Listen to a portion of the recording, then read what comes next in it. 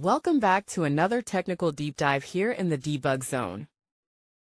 Today we're tackling a big question and breaking it down with insights from other users. Hopefully this clears up some misconceptions and helps you get the answer you need.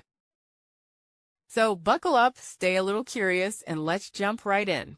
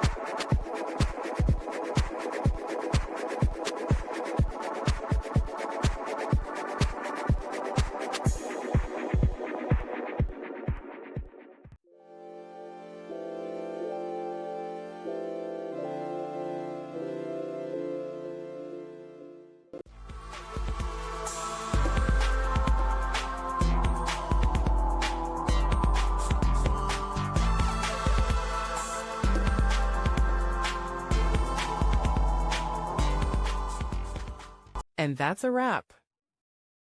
I hope you found the answer you were looking for. If you did, take a second to hit that subscribe button. It really helps out. And let me know in the comments which solution worked best for you. See you next time in the debug zone.